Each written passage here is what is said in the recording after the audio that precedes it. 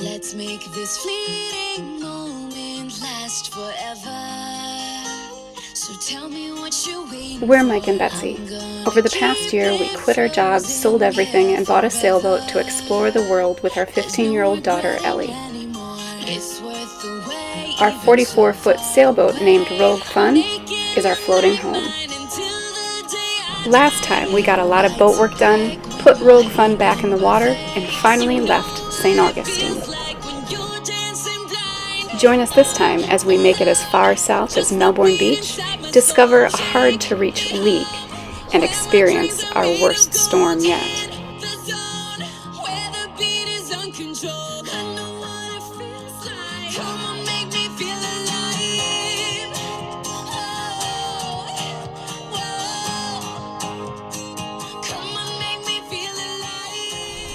We left St. Augustine at the end of April. Our goal was to make our way down the Florida coast and get to West Palm Beach so that we could make the crossing to the Bahamas. Because of our 3-month delay in St. Augustine, we now only had about 2 months to work with before needing to head back to South Carolina in order to make it back to Wisconsin for a planned family visit in July. On our way down through Florida, we expected to see all the big, beautiful coastal homes. But what we didn't expect to see were all of the derelict boats. Everywhere we looked, we saw shipwrecks. Storms and hurricanes had washed away all kinds of boats, some pushed right up onto shore, and some in shallow water with only their masts and rigging exposed. Some even looked haunted with shredded sails flapping in the wind. We've been motoring all day, and we made it to Daytona Beach. There's a big storm brewing, and we made it here just in time. Tomorrow, Sunday, is supposed to be heavier winds and everything, so we're gonna not go anywhere tomorrow. We're just gonna hide out here, and then Monday, keep going south.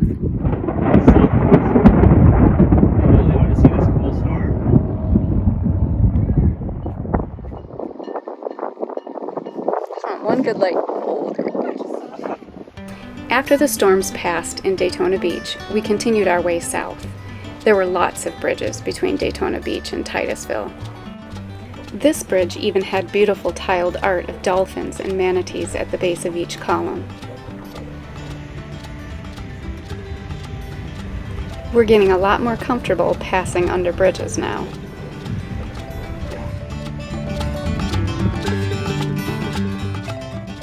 Tonight we're hoping to anchor in Titusville, close enough to Cape Canaveral so we can see some of the rocket launches scheduled for this week.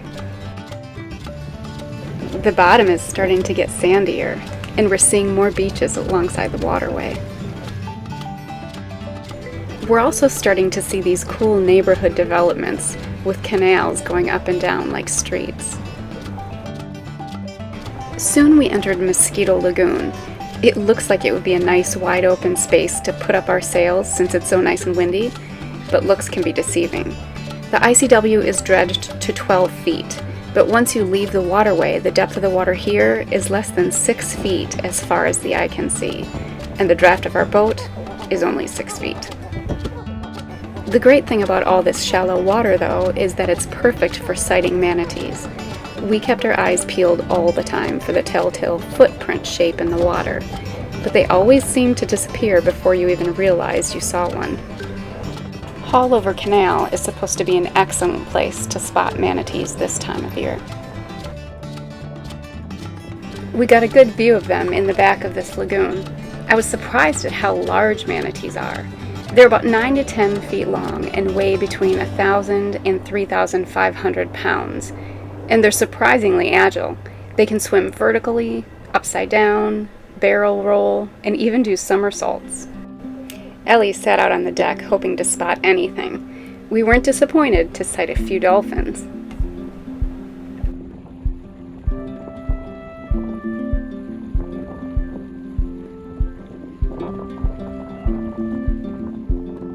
We knew we were getting close to Cape Canaveral when we passed through this NASA Railway Bascule Bridge. The railway shuttles equipment and supplies to the JFK Space Center. It was a salty and windy day on the ICW. We made it to Titusville in time for the rocket launch that night. We woke up in the middle of the night to watch the SpaceX Falcon 9 rocket launch. Okay, look at the big building. Do you see the big building? Yeah, I can see the whole thing. Okay, so to the right of that there are 3 skinny towers. The middle thing is, I'm pretty sure that's the rocket. I just saw smoke coming out. Yeah, it looks like they got lights on. It looked like a giant fireball rising in the sky, and it took about 5 minutes for the sound to reach us from about 12 miles away.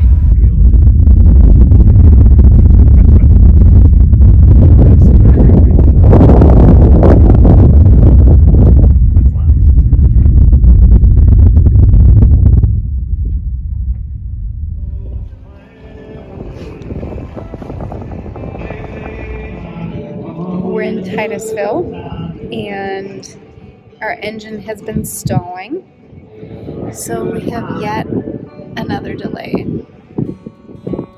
We needed to find a marina to have a mechanic come aboard and look at our engine. We traveled about 15 miles south to Cocoa Beach, hoping to find a marina there. Only a few marinas in the area had depths more than 5 feet, so we traveled another 15 miles south to O'Galley Yacht Basin for a few nights, and we scheduled a marine diesel mechanic to come in. O'Galley is a laid-back marina full of welcoming liveaboards. This little marina was full of wildlife. We saw osprey perched atop masts, jellyfish, and even got a personal visit from a great blue heron.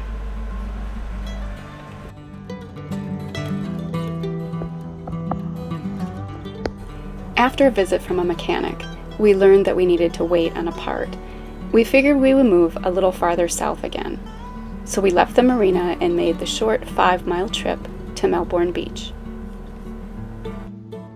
The mechanic thinks that the fitting on our secondary fuel filter is letting air into the diesel system, causing our engine to stall at idle speeds. Thankfully, it seems like a simple fix, but you never know how long a part can take to arrive. Melbourne Beach was a perfect anchorage while we waited. There's a public pier with a great park nearby, and laundry and groceries are relatively close. The park has these cool distance marker signs, and we couldn't believe it when we saw it had Simpsonville, South Carolina on it. That's my sister's hometown, where we spent 4 months living with her.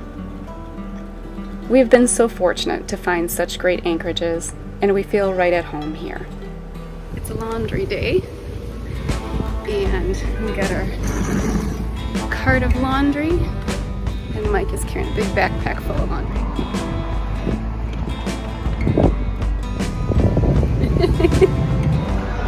Get here after our long walk, and they're closed. So we're going to be taking an Uber to the laundromat. The open one? Yeah, the one that's open. After the laundry debacle, we found out another reason why this is a great anchorage. The local Yacht Club has weekly sailing races. It was so exciting to see them racing around the buoys. We had front row seats. And every now and then, we could look out our windows and see the nearby sailing school teaching young sailors. I loved seeing these kids learning how to control the wind as they sailed, and also learning from their mistakes.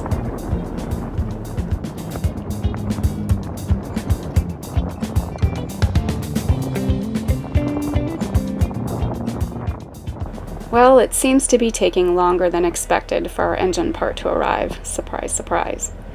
The marinas nearby are all too shallow to accommodate the depth of our boat to allow us to pump out our waste holding tank. So we're taking daily visits to the public park restrooms to prevent filling up our tank. So it's so hot today that we put the butter in the pan. It's not butter. Oh, what is it? What do you think it is? Oh, bacon grease. Yeah. It already melted. Yeah, we're already 83 degrees on our pan. You can actually see the ice widening. It has been getting hotter and hotter. It's usually not so bad on the boat as long as there are breezes to help keep us cool. Our fridge has been working overtime. Satisfying. All right, Ellie, what happened? All of the cottage cheese fruits. Why don't you pick it up because I can't really see it. So did the milk and oranges. It's like a cottage cheesicle. Put some fresh milk on his cereal. It's cold cereal. It's gonna be really cold. One of the best things to do on a hot day is just sit up in the cockpit and cool off, if there's any wind. Melbourne Beach seems to be a favorite spot for the pelicans. They're constantly diving left and right, finding their fish dinner with a big sploosh.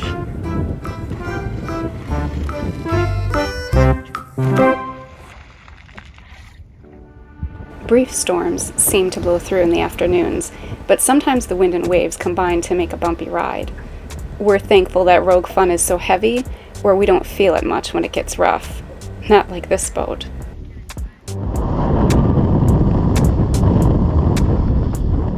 There's a storm coming through, so Mike and I decided we needed to let out a little bit more scope, which means a little bit more anchor chain. And the winds totally picked up, as you can tell from my hair. And as we were letting out more chain, we had to take the snubber off, which kind of holds the chain nice and tight. And as we let out more chain, it came off of the anchor windlass. So Mike had to turn on the engine so we could motor forward, and I could try to get that back on the windlass, which winds up the chain. But we did do it, and we let out more chain, so hopefully it'll be a little bit safer for this type of weather. Focused on my finger. That I caught. Little did we know that we would get another challenge in the middle of the night. Mike woke up last night to the bilge pump going off, and when we that pump going off, and when we opened up the floorboards, it was all wet underneath here, which is on top of the water tank. And so we've been sucking water out, and now we're trying to get at the lines that we can see are dripping down the back. Spraying out the back. Spraying out the back. The hose that is leaking is one in a bundle about 4 to 5 feet back from the access hole in the floor, making it impossible for Mike to reach with his arm. Mike built another contraption to help move some of the hoses aside so we could determine which hose is actually leaking.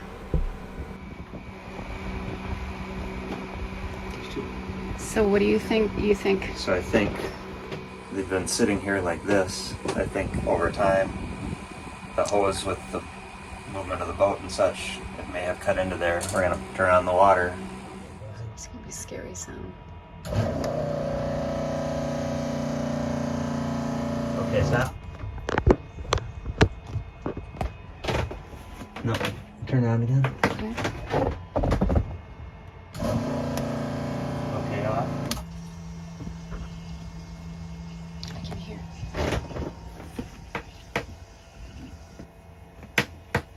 Once he determined which one was leaking, he removed one of the ends of the damaged hose from the water pressure tank and drained it.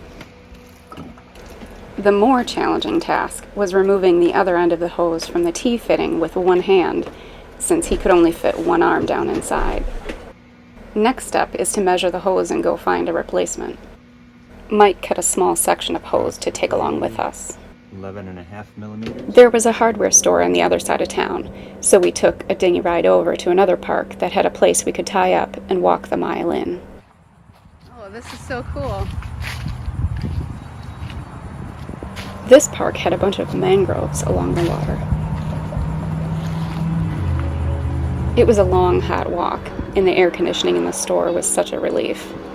Unfortunately, the hardware store didn't have a suitable replacement hose. Disappointed, we consoled ourselves with a treat. Lunch at Long Doggers, where the menu is full of specialty hot dogs.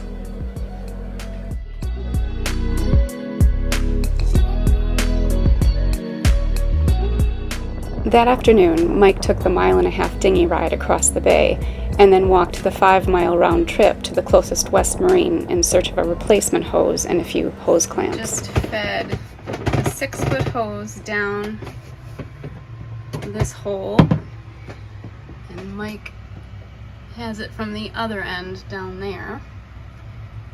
After some more boat contortionist moves, Mike was able to replace the hose. The old clamps looked like they were in good shape, so we reused them. Unfortunately, when we turned the water pressure pump back on, it was still slightly leaking from the fittings. We thought our job was complete and turned on the pressure tank, but it was still spraying out of one of the hoses, so we needed to relieve the pressure, so one of us had to take a shower, so I volunteered and took the quickest shower of my life, but it felt so good because I hadn't had a shower in like 3 days. Hot or cold showers. Next time you have a shower, just appreciate it. The next day I was the one who got to take the dinghy across the bay and go back to the West Marine to get some more hose clamps. Mike replaced all the clamps on that line.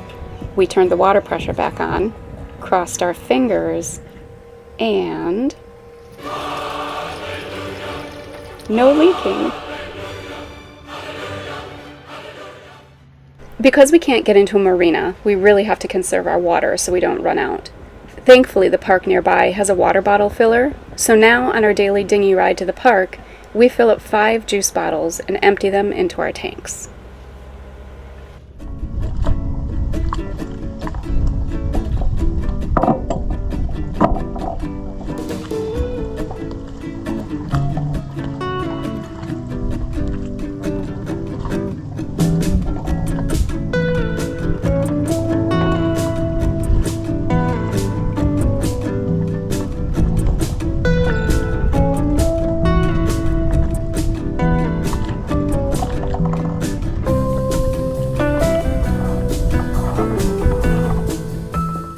All the dinghy rides back and forth have allowed us to see animals we didn't expect to see.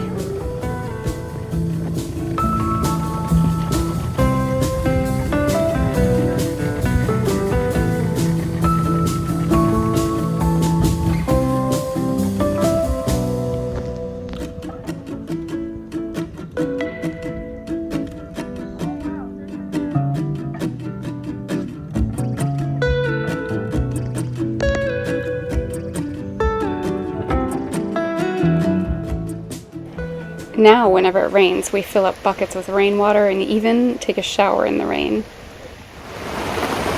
Hey, it was so cold! We just did a rain shower. That was like the coldest. It is so cold! I can't even... Even on rainy days, we still do school. We collected a hibiscus from the park to dissect for Ellie's biology work.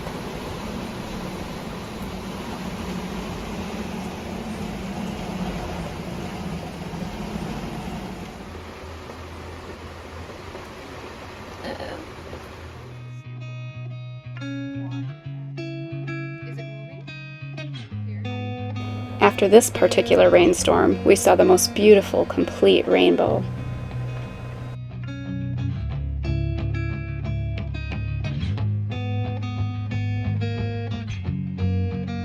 Our dinghy just got untied.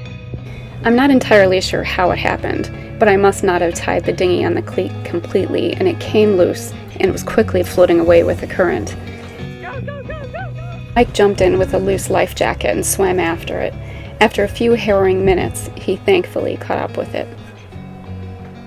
It's moments like these that teach us how important it is to have routine procedures. For example, upon returning from a trip, now Mike never shuts off the engine until the dinghy is tied off securely.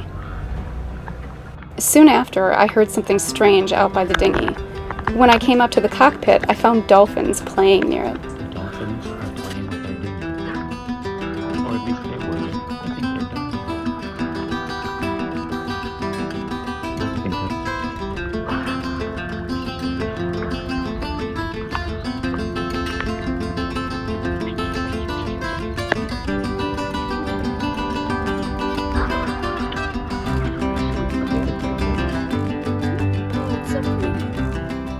What a beautiful end to an exciting day.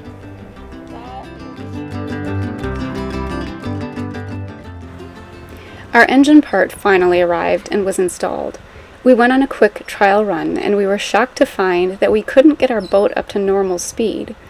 After sitting anchored in the water for 3 weeks, our boat hull was covered in barnacles.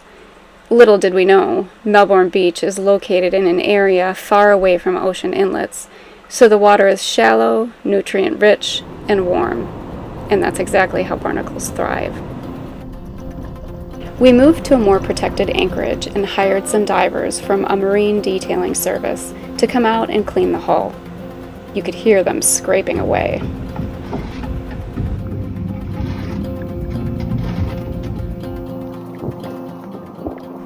By this point, it was already into June, which is the start of hurricane season. We have a goal to get back to South Carolina by early July so we can meet family in Wisconsin mid-July. Getting to the Bahamas isn't going to work this year, so we made the hard decision to turn around and head back north. 8.2 over ground with the... Being barnacle-free makes us a lot speedier. Hold the water. Nice.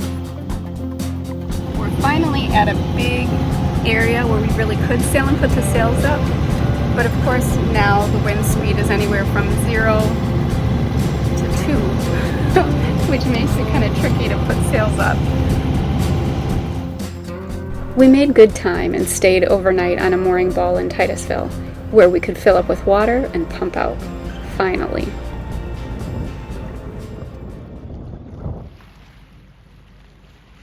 By the time we reached Haulover Canal, there was a pod of dolphins ready to greet us. We hoped that meant we would finally see some manatees up close.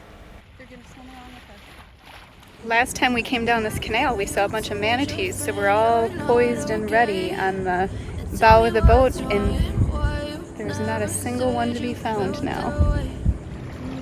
Maybe we're just coming through at the wrong time. We had no idea we were in for a close encounter. Mike, there's a manatee right here. Right here. It's right here. Oh!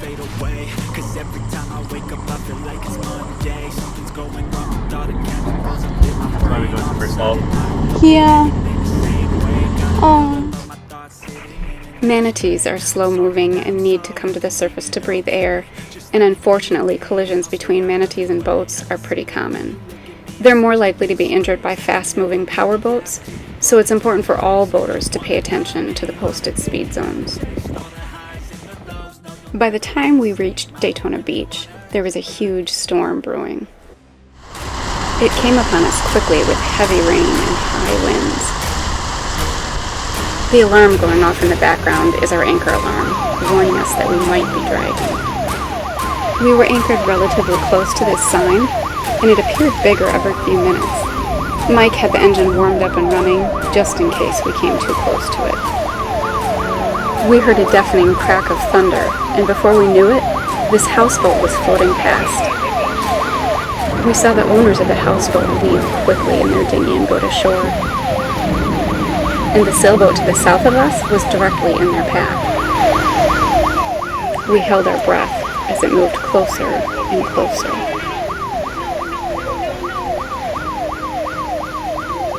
At the last second, you can see the owner of the sailboat come out on deck and push the houseboat away.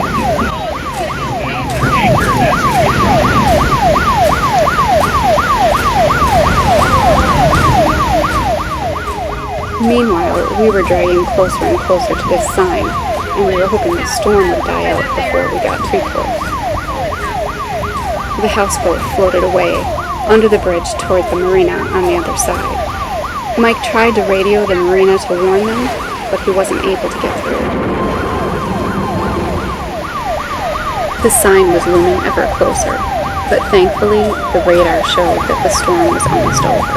So what happened to that boat? You just got off the phone with the Marina? Yeah, so the Marina, the owners are back with the boat. The reason they took off, and I don't blame them, they were terrified. Apparently lightning hit their boat. There's a big chunk out of the bow, and the guys at the Marina thought that maybe, they'd hit something, but no, lightning struck their boat. Oh my gosh. And we were like right next to them. We were pretty near. Oh my goodness. Anchors, but we stopped here talking to the people on the sailboat. After the storm, the houseboat owners, Kevin and Raquel, came by in their dinghy. They were looking for their anchor that broke off when lightning hit. Oh my goodness, they have it. They got it. They found their anchor, but couldn't get it out of the mud. We went over and tried to help in our dinghy, but we couldn't get it out either. They were able to get it out the following morning, pulling it up with their boat. As disappointed as we are that we won't get down to the Bahamas this year, we realize that the time spent on Rogue Fun so far has taught us so much about her. We have visited wonderful places, solved big problems, and made so many amazing memories. Join us next time as Moving North has its own adventures. We make our first ocean passage, visit unique islands in Georgia, paddleboard with dolphins, and meet family in beautiful Door County.